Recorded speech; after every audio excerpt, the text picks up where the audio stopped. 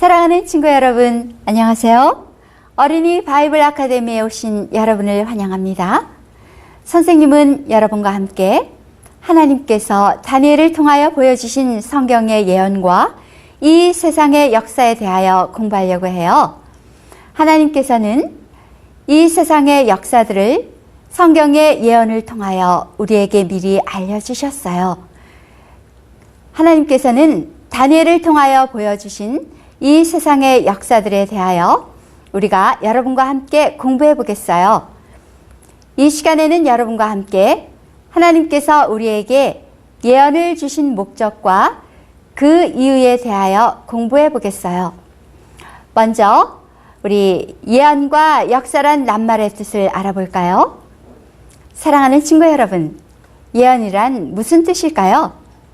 네, 예언이란 미래, 즉 앞으로 일어날 사건들을 미리 말하거나 기록해 둔 것을 말해요. 하나님께서는 이 지구상에 있을 사건들을 하나님의 종들을 통하여 미리 알려주셨어요. 이제 우리는 하나님께서 알려주신 그 내용들을 우리가 공부할 거예요. 친구 여러분, 그러면 역사란 낱말은 무슨 뜻일까요? 네, 우리 친구들은 선생님이 말하지 않아도 역사란 낱말의 뜻을 아주 잘 알고 계실 것 같아요. 그렇지만 선생님과 함께 우리 큰 소리로 한번 읽어보도록 하겠어요. 역사란 이 지구상에 살아온 사람들의 발자취나 흔적 또는 앞으로 있을 사건을 포함한 지구와 인류의 한평생을 말하는 거예요. 지구의 역사라 하면 이 지구가 흘러온 과정을 말하는 것이지요. 사랑하는 친구 여러분, 그러면 하나님께서 왜 우리에게 예언을 주셨을까요? 네, 하나님께서 우리에게 예언을 주신 목적이 있으셔요. 어느 날 아침에 학교에 가는 철이에게 엄마가 이렇게 주의를 주셨어요. 철아, 신호등 없는 횡단보도를 건널 때에는 왼쪽, 오른쪽을 잘 살펴보고 차가 오는지 안 오는지 잘 확인한 후에 조심해서 건너야 한다. 네, 철이는 아직 횡단보도를 건너지 않았어요. 그런데 왜 철이 엄마는 미리 이런 말씀을 하시는 걸까요? 네, 그래요. 엄마는 철이가 어떤 길로 학교에 갈지 벌써 다 알고 계셔요. 그래서 철이가 신호등이 없는 위험한 횡단보도를 건널 때에 조심하지 않고 뛰어들까 봐, 그래서 다칠까 봐 미리 조심하도록 주의를 주시는 거예요. 엄마는 철이가 어떤 길로 학교에 갈지 다 알고 계시기 때문에 철이가 안전하게 학교에 갈 수 있도록 미리 주의를 주시는 거예요. 엄마의 주의를 들은 철이가 횡단보도를 건널 때에 엄마의 말씀을 기억할까요? 물론 철이는 엄마가 하신 말씀을 기억하고 조심해서 횡단보도를 건너게 될 거예요. 엄마는 철이를 너무너무 사랑하시기 때문에 철이가 아무 사고 없이 학교를 잘 다녀오기를 바라셔요. 철이 엄마가 철이를 사랑하시는 것처럼 우리 하나님께서는 우리들을 너무너무 사랑하시기 때문에 우리 모두가 하늘에까지 안전하게 도착하기를 바라셔요. 그래서 하나님께서는 우리에게 미리 자세한 안내서를 주셨어요. 우리가 하늘나라에 가는 길은 철이가 학교에 가는 길보다 훨씬 더 위험하고 어려운 길이에요. 그렇기 때문에 하나님께서는 아주 자세하고 세밀하게 주의사항들을 미리 말씀해 주셨어요. 여러분, 하늘까지 가는 길이 왜 그렇게 위험한 길일까요? 네, 하나님께서 우리에게 주신 성경 말씀에 그 대답이 있어요. 우리 다 함께 하나님의 말씀, 베드로전서 5장 8절에 있는 말씀을 큰 소리로 읽어볼까요? 근신하라, 깨어라. 너희 대적 마귀가 우는 사자같이 두루 다니며 삼킬 자를 찾나니 네, 무엇이라고 하셨나요? 네, 마귀가 두루 다니면서 삼킬자를 찾고 있다고 했어요. 마귀는 배가 고픈 사자가 울면서 먹이를 찾아 헤매는 것처럼 하늘에 가는 사람들을 사단의 올무에 빠뜨리기 위해서, 그리고 하늘에 가지 못하도록 하기 위해서 열심히 함정을 파고 덫을 놓으면서 삼킬 자를 찾고 있어요. 우리가 하늘까지 가는 길에는 곳곳에 마귀의 시험과 유혹이 도사리고 있기 때문에 하나님께서는 여러 가지 주의 사항들을 우리에게 미리 말씀해 주신 거예요. 그것이 바로 성경에 기록된 예언이라는 것이에요. 우리가 성경의 말씀들을 볼 때에 모두 중요하죠. 그렇지만 특별히 우리가 예언을 공부해야 하는 이유가 있어요. 사랑하는 친구 여러분, 여러분들은 야구 게임을 좋아하세요? 네, 우리 친구들 중에는 아마 야구 시합을 아주 좋아하는 친구가 있을지도 모르겠어요. 그런데 야구 시합을 할 때에 그 선수들이 자기 마음대로 할까요? 네, 아니면 누구의 지시를 따라서 할까요? 야구 시합뿐만 아니라 다른 여러 가지 게임들도 마찬가지지만 특별히 야구 시합은 누구의 지시를 따라서 하는지 우리가 선수들의 그 게임을 보면 알 수가 있어요. 네, 물론 선수들은 자기 마음대로 게임을 하지 않아요. 그러면 누구의 지시를 따라서 할까요? 네, 야구 선수들은 경험이 풍부하고 노련한 야구 감독의 작전 지시를 받아서 게임을 하지요. 이처럼 마귀도 시대마다 계속 작전을 바꾸어 가면서 하늘을 향해 가는 사람들을 괴롭히고 있어요. 그리고 하늘을 향해 가지 못하도록 여러 가지 시험들을 준비하고 있어요. 네, 우리 친구들이 하늘에 가지 못하도록 마귀는 각 시대마다 작전을 바꾸어 가면서 모든 힘을 다하고 있지요. 그래서 하나님께서는 우리에게 마귀의 계획을 미리 아시고 마귀의 시험을 이길 수 있는 작전 계획을 예언을 통해서 주신 거예요. 하나님께서는 각 시대마다 마귀를 이길 수 있는 작전 계획을 가지고 계셨어요.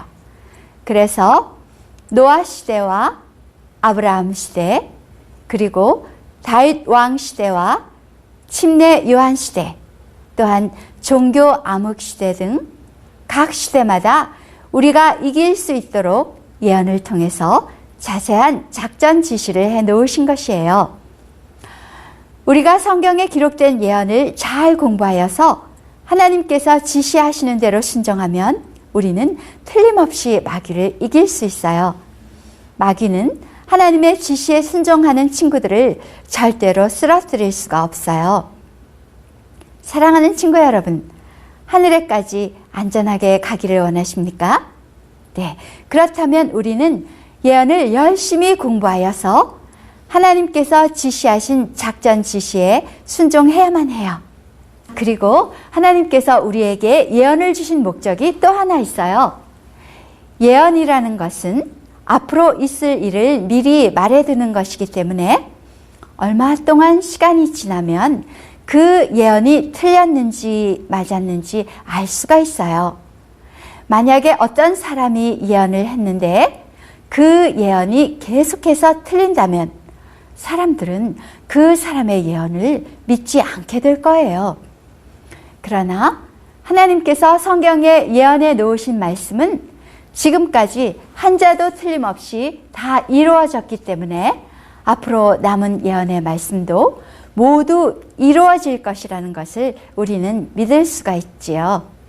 그리고 하나님께서 예언을 주실 때에는 아무에게나 주지 않으셔요. 왜냐하면 만일 마음이 악하고 나쁜 사람에게 예언을 주게 되면 그 사람은 그 예언을 이용하여서 남을 괴롭히는 데 사용할 거예요. 그리고 또한 자기 자신만을 위한 악한 목적으로 예언을 사용할 수 있기 때문이죠. 그래서 성경의 모든 예언은 하나님의 신실한 종과 선지자들을 통해서만 주셨어요. 그러면 하나님께서 예언을 어떤 방법으로 주실까요?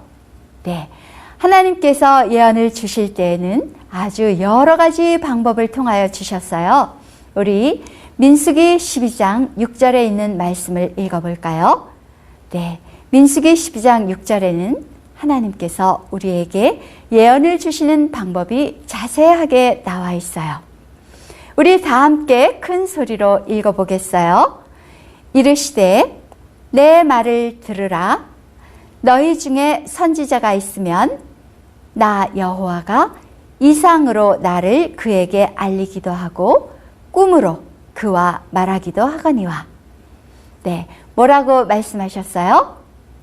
네, 어떤 방법으로 주신다고요? 하나님께서 선지자를 통해서 이상이나 환상, 또 어떤 경우에는 천사가 직접 나타나서 하나님께서 주신 예언을 말해주기도 하죠. 또한 어떤 경우에는 선지자들의 꿈을 통하여서 하나님께서 예언을 주시기도 하셨어요. 성경의 많은 부분들이 예언으로 되어 있어요. 그런데 하나님께서 주신 이 예언들은 그 시대에 즉시 이루어진 것들도 있지만 또 수십 년 혹은 수백 년 후에 이루어진 예언들도 있어요. 그리고 아직 성취되지 않고 앞으로 이루어질 예언들도 있죠. 그런데 성경의 많은 부분들이 예언으로 되어 있어요. 성경의 많은 부분들은 예언으로 되어 있는 성경의 많은 부분들은 이 지구상에 사는 사람들에 대한 것들이에요. 그리고 이 지구의 운명들을 예언한 것이에요. 그렇지만 그 중에서도 특별히 오늘날 우리들을 위한 예언으로 가득 찬 책이 있는데 구약 성경에 하나, 신약 성경에 하나 기록되어 있지요. 어떤 책들일까요? 네, 맞아요. 구약 성경에는 하나님께서 다니엘을 통하여 보여주시고 다니엘이 기록한 다니엘서, 그리고 신약 성경에는 예수님의 사랑하는 제자 요한이 기록한 요한계시록, 네, 이 두 권의 책이 성경에 기록된 예언서들이에요. 그런데 우리는 이제 다니엘을 통하여 기록한 다니엘서를 공부할 거예요. 어떤 내용들일까요? 네, 다니엘서에 기록된 예언들은 아주 흥미있고 재미있는 예언들로 가득 차 있어요. 그리고 다니엘서에 기록된 예언들은 아주 중요한 예언들이에요. 어린이 여러분들이 꼭 알고 이해해야 할 예언들이 기록되어 있어요. 온 가족이 함께 연구하는 어린이 바이블 아카데미. 우리 다음 시간에 다시 만나요. 안녕히 계세요.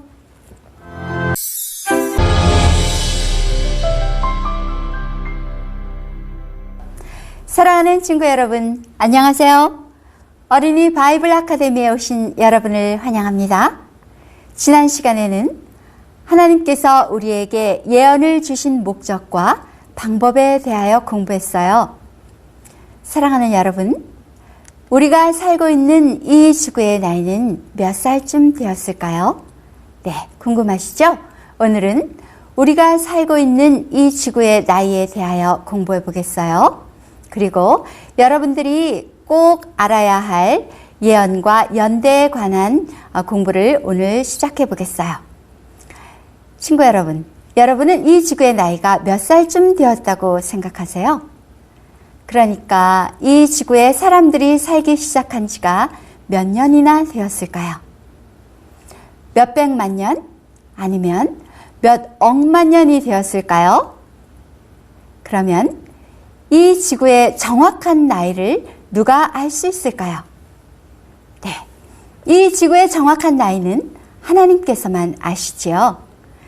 여러분이 학교에서 배우는 교과서에는 몇만 년 혹은 몇 백만 년이 되었다고 기록되어 있지만, 그러나 그것은 사람들이 추측해서 계산해낸 숫자이지 정확한 지구의 나이는 아니에요. 성경의 기록을 보면 이 지구의 나이를 대략 계산해낼 수가 있어요. 왜냐하면 지구 역사의 시작에 대한 근거가 성경에 기록되어 있기 때문이지요. 그 근거로서 이 지구에 제일 처음 살기 시작한 아담의 나이와 그 후손들의 나이가 기록되어 있어요. 그리고 계속되는 성경의 역사들이 기록되어 있죠. 그렇기 때문에 이 지구에 사람이 살기 시작한 지가 몇 년쯤 되었는지를 계산해낼 수가 있는 것이죠. 그렇게 해서 실제로 그 수를 계산해 보면 약 6,000년이라는 기간이 나오게 되지요. 다시 말해서 이 지구상에 인류의 역사가 시작된 지가 약 6,000년이 되었다는 이야기죠. 친구 여러분, 이제 우리가 예언 공부를 시작하기 전에 예언을 공부할 때에 반드시 알아두어야 할 주 전과 주 후에 대한 연대에 대하여 공부해 보겠어요. 지금 우리는 서기 몇 년도에 살고 있나요? 네, 여러분과 선생님은 서기 2011년에 살고 있어요. 그러면 과거로 거슬러 올라가면 2010년, 2009년, 2008년, 2007년 이렇게 해서 계속 거슬러 올라가 보면 서기 1년이 있었을까요? 물론 서기 1년이 있었죠. 그러면 그 처음 1년은 어디에서 혹은 무슨 사건을 기준으로 시작되었을까요? 네, 서기 1년은 예수님의 탄생을 기준으로 시작되었어요. 그러니까 2011년이라는 말은 예수님이 이 세상에 탄생하신 후 2011년이 지났다는 말이에요. 그러면 누가 언제부터 예수님 탄생을 서기 1년으로 정해서 세계 역사의 시간표를 만들었을까요? 이것을 아는 친구들은 아마 거의 없을 것 같아요. 이제 먼저 그 공부를 해보겠어요. 지금부터 약 1900년 전에, 그러니까 서기 53년경에 시리아 나라에 에시구스라는 사람이 있었어요. 에시구스는 예수님의 탄생을 세계 역사에서 가장 중요한 사건이라고 생각했어요. 그래서 예수님 탄생하신 해를 서기 1년으로 정해놓았어요. 그런데 실제로 그 연대를 사용하기 시작한 것은 그 후에 약 700년이 지난 후 신성 로마 제국의 황제 칼 대제 때부터 시작되었다고 해요. 그런데 다시 정확한 연대를 계산해 보니까 예수님이 탄생하신 해가 잘못 계산되어서 4년의 차이가 있다는 것을 밝혀냈어요. 그렇지만 이미 세계사의 모든 연대가 다 정해져 버렸기 때문에 틀린 그대로 지금까지 사용하고 있는 것이에요. 어쨌든 서기 연대는 예수님의 탄생으로부터 시작된 것이에요. 여러분, 이 도표를 한번 보시겠어요? 네. 주 전과 주 후에 대해서 여러분들이 이 도표를 보면서 또 선생님의 이야기를 들으면서 함께 공부해 보도록 하겠어요.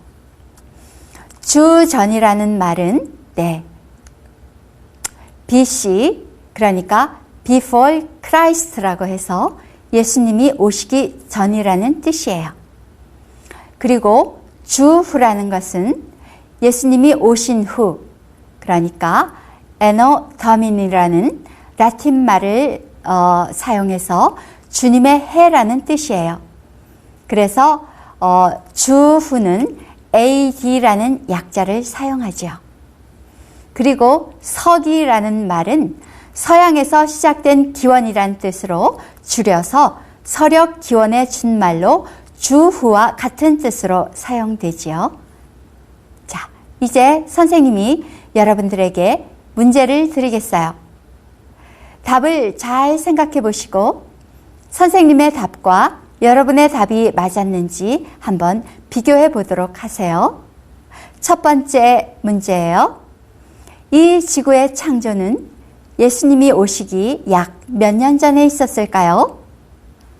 조금 전에 보여드린 도표를 잘 보셨나요? 네, 잘 생각해 보시고 한번 답을 맞춰보도록 하세요.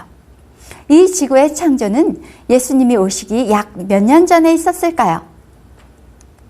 네, 정답은 약 4,000년 전이에요. 다음 문제예요. 주전 150년이라는 말은 무슨 말일까요? 선생님이 조금 전에 다 설명해 드렸죠? 주전 150년 전이라는 말은 무슨 말일까요? 네, 주전 150년 전이라는 말은 예수님이 탄생하시기 150년 전이라는 뜻이에요. 다음 문제는 조금 더 어려울 것 같은데요. 여러분들이 잘 생각하면 그 답을 계산해 낼 수가 있어요. 주전 150년 전은 지금부터 몇 년 전일까요? 주전 150년 전은 지금부터 몇 년 전일까요? 네, 잘 생각해 보세요. 지금은 2011년이에요. 그러면 주전 150년 전은 몇 년 전일까요? 네, 정답은 2011년 더하기 150년 하면 2161년이 나오는데, 네, 주전 150년 전은 지금부터 2161년 전이에요. 다음 문제는 주후 100년은 지금부터 몇 년 전일까요? 주후 100년은 지금부터 몇 년 전일까요? 네, 지금은 2011년이에요. 어떻게 계산하면 될까요? 잘 생각해 보세요.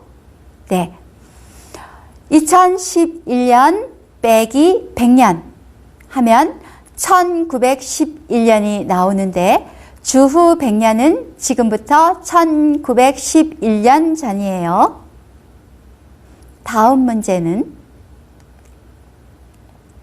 주전, 그러니까 BC 150년부터 주후, 그러니까 AD 400년까지는 모두 몇 년일까요? BC 150년부터 AD 400년까지 합치면 모두 몇 년일까요? 네, 150년 더하기 400년 하면 550년이 나오죠? 네, 주전, 그러니까 BC 150년부터 AD 400년까지는 모두 550년이에요. 사랑하는 친구 여러분, 이제 주전과 주후의 뜻과 연대를 계산하는 방법을 확실히 알게 되었지요. 과거에 이 세상에 살던 사람들 중에 공자와 석가, 소크라테스 등 사람들의 존경을 받던 많은 성현들이 있었어요. 그런데 왜 꼭 예수님이 탄생하신 해를 세계 역사의 기준으로 정했을까요?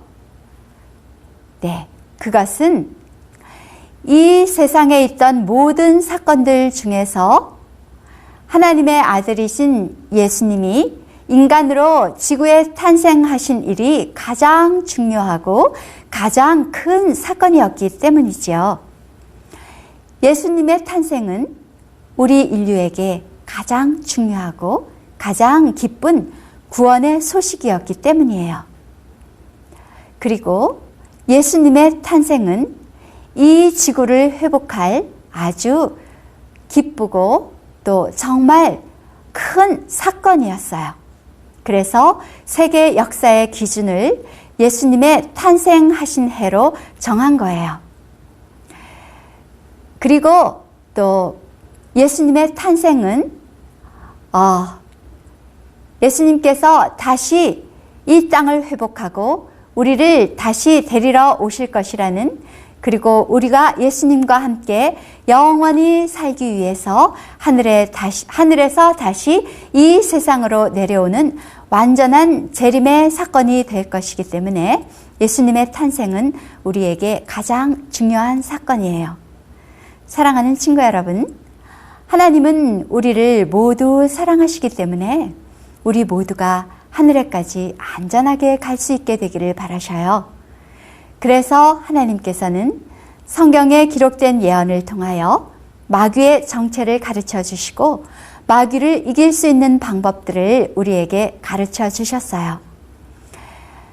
우리 모두가 하나님께서 가르쳐 주신 작전을 열심히 배우고 순종하여서 하늘에까지 안전하게 도착할 수 있게 되기를 바라요.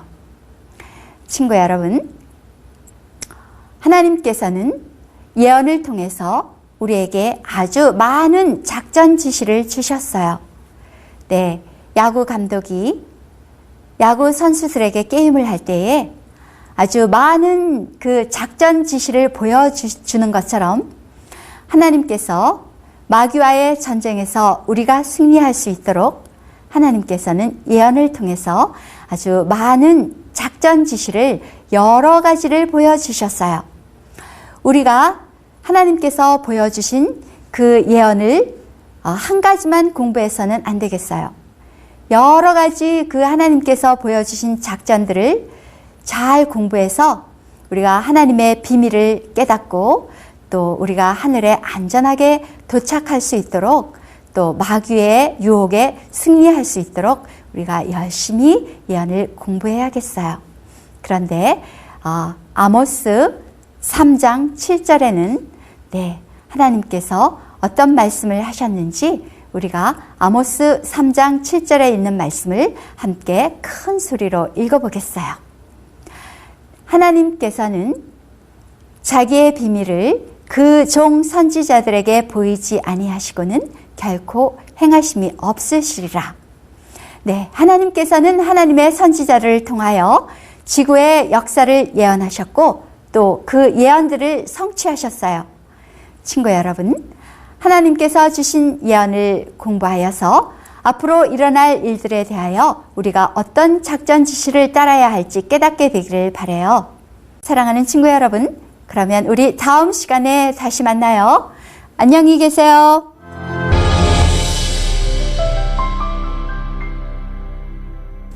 사랑하는 친구 여러분, 안녕하세요.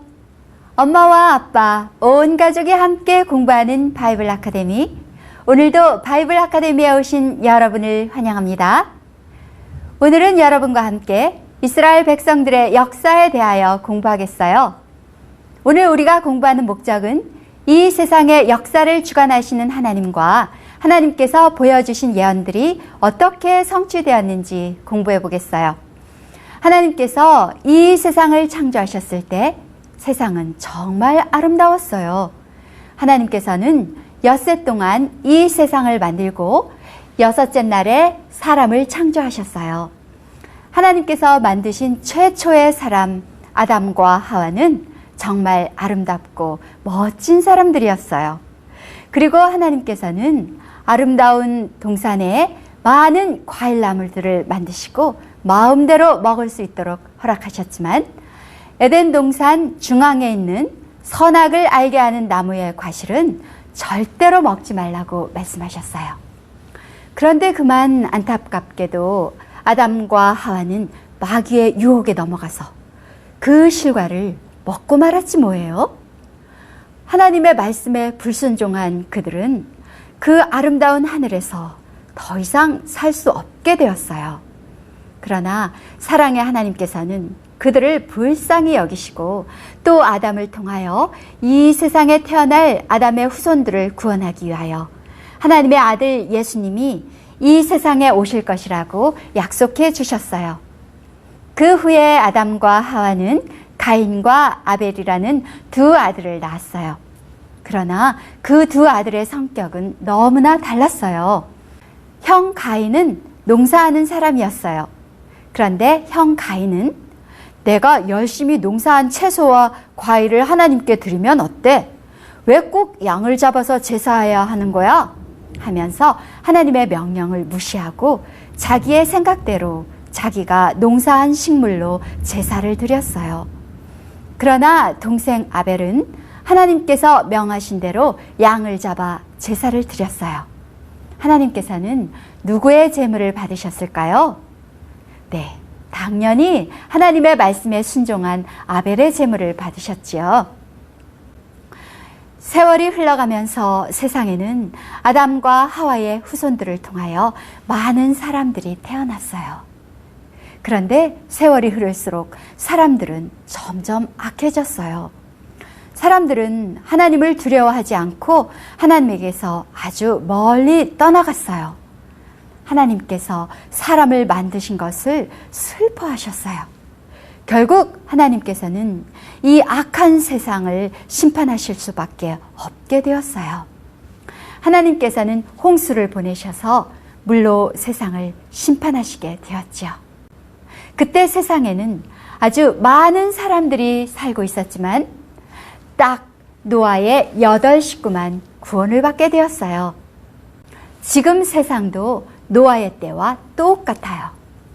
이 세상에 수많은 사람들이 살고 있지만 하나님의 말씀에 순종하는 사람들은 아주 작은 숫자에 불과해요. 또다시 노아의 자손들을 통하여 세상에는 아주 많은 사람들이 생겨나게 되었어요. 그렇지만 사람들은 다시 하나님을 불신하고 하나님을 떠나갔어요. 사람들은 다시는 물로 세상을 심판하지 않겠다고 약속하시면서 무지개를 보여주신 하나님의 약속을 믿지 않고 다시 홍수가 와도 멸망하지 않기 위하여 하늘까지 닿는 탑을 쌓기 시작했어요. 자, 홍수가 와도 물에 떠내려가지 않도록 하늘까지 닿는 탑을 쌓도록 하자. 그래, 탑을 쌓도록 하자. 이렇게 믿지 못하는 사람들의 불신을 보시고 하나님께서는 마음이 아프셨어요. 하나님께서는 약속대로 나이 많은 아브라함에게 아들 이삭을 주셨고 이삭은 야곱과 에서 두 아들을 낳았어요. 야곱은 형을 속여서 장자의 특권을 빼앗고 또 아버지를 속여서 형의 축복을 가로챘어요. 결국 야곱은 자기가 저지른 죄의 결과로 형 에서에게 쫓기게 되었어요. 그러나 야곱은 자기의 죄를 회개했어요. 그리고 야복강가에서 하나님과 씨름한 야곱은 속이는 자라는 이름에서 승리자라는 이스라엘로 바뀌게 되었지요. 야곱은 12명의 아들을 낳았고 그 12명의 아들 중에 11번째 아들 요셉은 형들의 질투 때문에 애굽으로 팔려가게 되었어요. 애굽으로 팔려간 요셉은 어떤 유혹이나 거짓이나 위협에도 무서워하지 않고 하나님의 의의 원칙 위에 똑바로 서서 하나님의 길을 떠나지 않았어요. 하나님께서는 신실한 요셉을 애굽의 총리 대신이 되도록 인도하셨어요. 그런데 애굽 땅에 아주 무서운 흉년이 들게 되었어요. 물론 야곱의 집에도 양식이 떨어졌어요. 그런데 애굽에는 양식이 있다는 소식을 듣고 요셉의 형제들이 곡식을 사러 애굽 땅에 왔다가 누구를 만나게 되었을까요? 자기들이 팔아버린 요셉을 만나게 되었어요. 자기들이 팔아버린 요셉이 애굽 땅에 총리가 되어 있었어요. 그 형제들은 얼마나 놀랐을까요? 자기들이 팔아버린 요셉이 훌륭한 애굽의 총리 대신이 되어 있었다니 말이에요. 그렇지만 형들도 이미 자기들의 잘못을 모두 깨닫고 회개하였기 때문에 그들은 눈물을 흘리면서 서로 얼싸안고 만나게 되었어요. 아버지와 형제들은 요셉이 있는 애굽 땅으로 이사를 하게 되었어요. 그러나 세월이 지난 후 요셉을 모르는 새 왕이 일어나서 야곱의 자손들을, 즉 이스라엘 자손들을 압제하기 시작하였어요. 그래서 이스라엘 민족들을 노예로 삼았어요. 그렇지만 이스라엘 백성들은 압제를 당하면 당할수록 더욱 번성했어요. 마침내 애굽의 바로 왕은 이스라엘 백성들이 남자아이를 낳으면 모두 죽이라고 명령했어요. 이때 이스라엘의 위대한 지도자가 될 모세가 태어나게 된 거예요. 모세는 하나님의 섭리로 공주의 아들이 되었고 이스라엘 백성들을 가나안 땅까지 인도할 이스라엘의 지도자로 바로 왕 앞에 서게 되었어요. 그러나 바로 왕의 고집 때문에 하나님께서 애굽 땅에 10가지 재앙을 내린 후에야 이스라엘 백성들은 애굽 땅을 떠나 자유를 얻게 되었어요. 그리고 그들은 하나님의 놀라운 기적으로 홍해를 건너게 되었죠. 하나님께서는 구름 기둥과 불 기둥으로 이스라엘 백성들을 광야에서 보호하시고 또 그들을 인도하셨지만 그들은 하나님께 불순종하고 하나님을 신뢰하지 못했어요. 그래서 이스라엘 백성들은 40년 동안 광야에서 방황하다가 드디어 주전 1405년에 가나안 땅에 들어가게 되었어요. 그때부터 약 350년간 이스라엘의 사사 시대가 시작되었죠. 그 후에 사울 왕과 다윗 왕, 솔로몬 왕이 이스라엘의 통일 왕국 시대를 이끌어왔고 솔로몬 왕이 죽은 후에 이스라엘은 솔로몬의 아들 르호보암이 왕이 되었어요. 그런데 또 다른 왕 여로보암이 일어나서 이스라엘은 여로보암이 이끄는 북방 이스라엘과 르호보암이 이끄는 남방 유다로 나누어지게 되었어요. 이 도표는 분열된 남방 유다와 북방 이스라엘의 왕조 도표예요. 히스기야는 남방 유다의 13번째 왕이었어요. 히스기야는 하나님을 사랑하는 아주 선한 왕이었어요. 그런데 히스기야 왕이 통치하는 동안 왕이 그만 죽을 병에 걸렸어요. 어느 날 이사야 선지자가 왕 앞에 나타나서 왕이 죽을 것이라고 했어요. 그렇지만 왕은 죽고 싶지 않았어요. 왕은 울면서 하나님께 간절히 기도드렸어요. 하나님께서 히스기야 왕의 기도를 들으셨어요. 그리고 이렇게 말씀하셨어요. 내가 내 기도를 들었고 내 눈물을 보았노라. 내가 내 생명을 15년 더 연장시켜 줄 것이라. 그리고 병을 고쳐주신다는 증거로 태양이 10도 뒤로 물러가는 기적을 보여주셨어요. 정말 하나님의 약속대로 왕은 병이 낫게 되었어요. 이때 히스기야 왕의 놀라운 이야기를 들은 바벨론 왕이 사절단들과 함께 축하 예물을 보내왔어요. 그런데 히스기야 왕은 바벨론의 사신들에게 하나님의 은혜를 증거하고 하나님께 영광을 돌릴 수 있는 소중한 기회에 자기를 자랑하고 싶은 마음이 생겼어요. 왕은 이스라엘의 보물 창고들을 모두 열어서 사신들에게 보여주면서 자랑했어요. 왕이 그들에게 보여주지 않은 것은 아무것도 없었어요. 이스라엘의 화려하고 아름다운 보물을 모두 본 그들은 그 보물들을 빼앗고 싶은 욕심이 생겼어요. 그들은 바벨론으로 돌아가 이스라엘의 화려한 보물들에 대하여 왕에게 보고했어요. 히스기야 왕은 큰 잘못을 저지른 거예요. 바벨론의 사절단이 떠난 후 이사야 선지자가 다시 왕 앞에 나타났어요. 그리고 이렇게 하나님의 경고의 말씀을 전했어요. 우리 다 같이 이사야 39장 5절 6절에 있는 말씀을 읽어볼까요? 왕은 만군의 하나님 여호와의 말씀을 들으소서. 보라, 날이 이르리니 내 집에 있는 모든 소유와 내 열조가 오늘날까지 쌓아둔 것이 모두 바벨론으로 옮긴 바 되고 남을 것이 없으리라. 여호와의 말이니라. 이 말씀에는 히스기야 왕의 실수와 잘못으로 바벨론 나라가 유다에 쳐들어와 각종 보물들을 빼앗아 갈 것이라고 예언되어 있어요. 그러면 이 말씀이 성취되었을까요? 네, 물론 성취되었어요. 이 예언의 성취는 이사야 선지자가 예언한 지 약 95년이 지난 후에 이루어졌어요.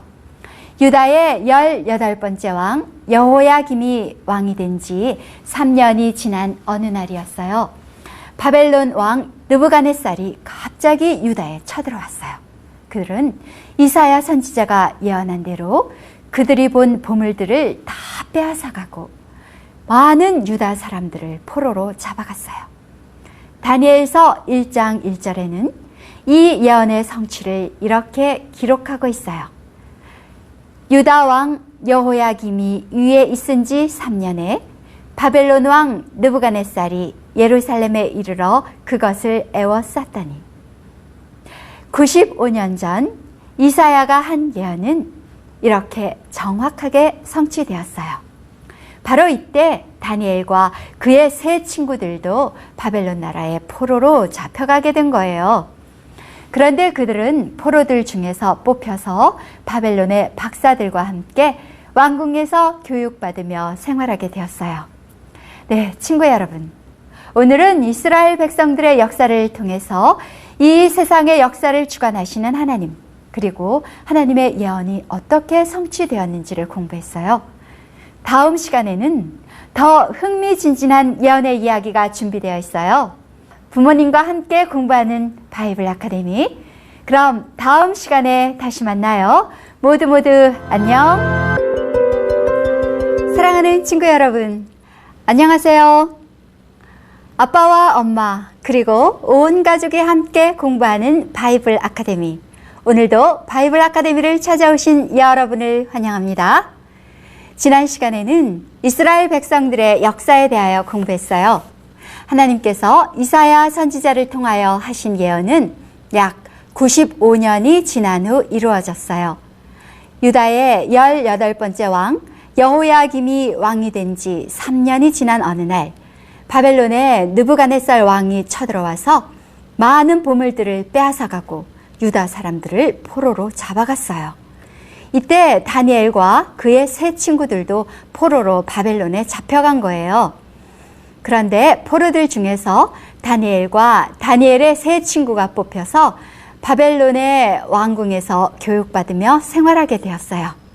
그런데 어느 날이었어요. 느부갓네살 왕이 자기가 다스리고 있는 이 아름다운 바벨론 나라가 얼마나 오래 갈까 하고 깊이 생각하다가 잠이 들었어요. 그런데 왕은 그날 밤 아주 이상한 꿈을 꾸게 되었어요. 느부갓네살 왕은 새벽이 되어 잠이 깼어요. 그런데 아무리 생각하고 또 생각해도 왕은 자기가 꾼 꿈을 생각해낼 수가 없었어요. 분명한 것은 그 꿈은 보통 꿈이 아니라는 것이에요. 왕은 아침이 되자마자 바벨론의 모든 박수와 점장이와 요술장이들을 불러 모으고 이렇게 말했어요. 모두 듣거라. 내가 어젯밤에 아주 이상하고 무서운 꿈을 꾸었느니라. 아주 중요한 꿈이었는데 일어나 보니 전혀 생각이 나질 않는구나. 너희들은 그러한 일들을 알아맞추는 것이 직업이니 빨리 그 꿈의 내용과 해석을 내게 알게 하여라. 오 왕이시여, 만세수를 하옵소서. 왕께서 꿈의 내용을 말씀해 주시오면 저희가 해석을 해 올리겠나이다. 무엇라고? 내가 그 꿈이 생각나지 않는다 하지 아니하였느냐? 어서 내 꿈이 무엇이었는지 내게 말하여라. 왕이시여, 우리가 아무리 요술장이일지라도 다른 사람이 꾼 꿈을 알 수는 없는 일이옵니다. 왕께서 꿈 내용을 잘 생각해 내셔 말씀해 주시오면 저희가 해석을 해 보겠나이다. 듣기 싫도다. 꿈 내용을 알면 나도 해석을 하겠도다. 너희는 그것이 직업이니 빨리 내 꿈과 해석을 나로 알게 하여라. 만약 내 꿈을 알아맞히지 못하면 너희는 물론 너희 가족들까지도 살아남지 못하리라. 그러나 만일 너희가 내 꿈을 알아맞추면 많은 선물과 영광을 얻을 것이다. 그러나 그들은 왕의 꿈을 알아낼 수가 없었어요. 왕은 화가 나서 그들을 모두 죽이라고 명령했어요. 그래서 시위대장 아리옥은 다니엘과 그의 세 친구들도 죽이려고 불러들였어요. 갑자기 이유도 모르는 채 그들은 죽게 되었어요. 다니엘이 아리옥에게 무슨 이유로 죽어야 하는지 물어보았어요. 아리옥의 설명을 다 들은 다니엘은 아리옥에게 왕을 만나게 해달라고 부탁하였어요. 왜냐하면 다니엘은 언제나 기도하며 하나님을 섬기는 사람이었기 때문에 이번에도 분명히 하나님께서 도와주실 것을 믿었기 때문이에요. 다니엘의 부탁을 들은 아리옥은 다니엘이 왕을 만날 수 있도록 해주었어요. 드디어 다니엘은 왕 앞에 서게 되었어요. 그리고 느부갓네살 왕에게 이렇게 말했어요. 왕이시여, 왕의 명령이 어찌 그리 급하신지요? 저에게 시간을 주시오면 왕의 꿈과 해석을 알려드리겠나이다. 오, 그래. 내 꿈을 알아맞히겠다고? 그러면 내가 내게 시간을 주리니 내 꿈을 알게 하여라. 내가 올 때까지 다른 사람들도 살려둘 것이니 빨리 알아가지고 오도록 하여라. 다니엘은 그의 세 친구들과 함께 은밀한 일을 나타내시는 하나님께 간절히 기도했어요. 친구 여러분, 과연 하나님께서 다니엘을 도와주셨을까요? 네, 물론 도와주셨지요. 그날 밤에 하나님께서는 느부갓네살 왕이 꾼 꿈과 똑같은 꿈을 밤의 이상으로 다니엘에게 보여주셨어요. 다니엘과 그의 세 친구들은 지혜와 권능이 많으신 하나님께 영광과 찬양을 돌렸어요. 다음 날 아침이었어요. 다니엘은 다시 왕 앞에 서게 되었어요. 왕이시여, 왕이 꾸신 꿈은 박사나 점장이가 해석할 수 있는 일이 아니옵니다. 그렇다고 제가 할 수 있는 것도 아니옵니다. 그것은 오직 모든 비밀을 아시고 세상 역사를 주관하시는 하나님만이 하실 수 있는 일이옵니다. 바벨론의 모든 백성들이 두려워하는 왕 앞에서 다니엘은 하나님을 먼저 증거하고 하나님께 영광을 돌렸어요. 그리고 계속해서 이렇게 말했어요. 왕이시여, 왕은 꿈속에서 광채가 나는 큰 신상을 보았나이다. 오, 그래, 맞았어. 그래, 이제야 어렴풋이 생각이 나는구나. 참 신기하기도 하지. 어떻게 그것을 알아냈지? 내 하나님은 어떤 분인지 참 놀라우신 분이로구나. 그래, 계속해 보아라. 그런데 그 신상의 머리는 금으로 만들어졌고 가슴과 팔은 은으로 되어 있었나이다. 그리고 배와 넓적다리는 구리로 만들어져 있었나이다. 오, 그래, 맞았어. 그리고 종아리는 철로, 발은 철과 진흙이 섞여서 만들어져 있었나이다. 그런데 꿈이 여기서 끝난 것이 아니옵니다. 그 신상 옆에 사람의 손을 대지 아니한 큰 돌이 떠 있다가 갑자기 내려와 신상의 발을 쳤나이다. 그러자 신상은 산산이 부서져 다 날아가고 그 돌은 점점 커지더니 온 세상에 가득해졌나이다. 그래, 맞았어. 이제 그 설명을 듣고 보니 생생하게 생각이 나는구나. 그래, 그러면 어서 그 꿈의 해석을 말해보아라. 예, 왕이시여. 그 꿈의 해석은 이러하옵니다. 꿈에 보신 신상은 세계의 역사를 나타내고 있는 것인데 이제 곧 해석을 알려드리겠나이다. 그 신상의 금으로 된 머리는 바로 바벨론을 통치하시는 왕이시옵니다. 오, 그런가? 그거 참 기분 좋은 일이구먼. 그런데 왕의 나라가 지나간 후에 왕보다 못한 은으로 된 다른 나라가 일어나서 바벨론을 칠 것이옵니다. 그 다음에는 구리와 같은 나라가 일어나서 세계를 다스릴 것이옵니다. 그리고 네 번째 나라는 철과 같이 강한 나라가 일어나서 모든 나라를 쳐부수고 세계를 정복할 것이옵니다. 그러나 그 강한 나라도 발가락이 나누인 것처럼 여러 나라로 나누어져 망하게 될 것이옵니다. 그리고 그 나누어진 나라는 철과 진흙이 섞이지 못하는 것처럼 결코 한 나라로 통일되지 못할 것이옵니다. 과연 그럴듯한 해석이로구나. 그러면 공중에 떠있던 그 돌은 대체 무엇이란 말이냐? 예, 왕이시여. 그것이 왕이 꾸신 꿈 중에 가장 중요한 부분이옵니다. 사람의 손을 대지 않았다는 것은 사람이 세우는 나라가 아니라는 뜻이옵니다. 사람이 나라를 안 세우면 누가 나라를 세운단 말인가? 철과 진흙으로 나누어져 결코 연합하지 못하는 열국시대에 하나님께서 이 세상의 모든 나라를 멸하시고 하나님의 백성들이 영원히 살 한 나라를 세우실 것인데, 그 나라는 결코 망하지 않는 영원한 나라가 될 것이옵니다.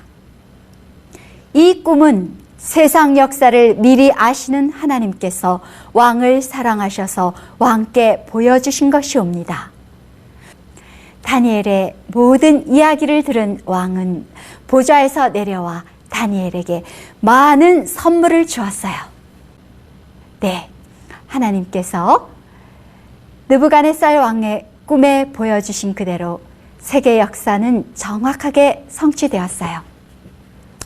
네, 머리는 금으로 되어 있고 바벨론이라고 설명했어요. 그런데 이 바벨론 나라는 BC 605년부터 539년까지 존재하였고, 그 다음에는 가슴과 팔, 은으로 된 나라는 메데와 파사 나라로서 BC 539년부터 331년까지 메데 파사가 존재하였어요. 그 다음에 배와 넓적다리는 구리로 된 나라는 그리스로서 BC 331년에서 168년까지 존재하였어요. 그 다음 나라는 철로 된 로마 나라였어요. 이 나라는 BC 168년에서 AD 476년까지 존재하였어요. 그 다음 나라는 발로 된 나라로서 반은 철이요, 반은 진흙으로 된 나라였는데, 그 나라는 분열된 나라로서 AD 476년 분열된 나라로서 현재까지 존재하고 있어요. 이제 하나님께서 세우실 돌 나라가 남아 있어요. 이 돌 나라는 하나님의 재림으로 이루어질 거예요. 하나님께서 느부갓네살 왕의 꿈에 보여주신 그대로 세계 역사는 정확하게 성취되었어요. 나누어진 열 나라에 대해서는 나중에 다니엘 7장을 공부할 때 다시 정확하게 설명드리겠어요. 지금부터 약 2500년 전 느부갓네살 왕의 꿈속에 신상을 통하여 나타났던 세상 역사에 대한 예언이 지금까지 너무도 정확하게 성취되었어요.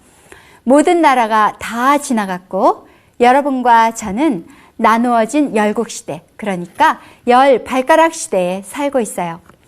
이제 마지막으로 아직 성취되지 않은 예언의 한 부분인 한 나라가 더 남아 있어요. 어느 나라일까요?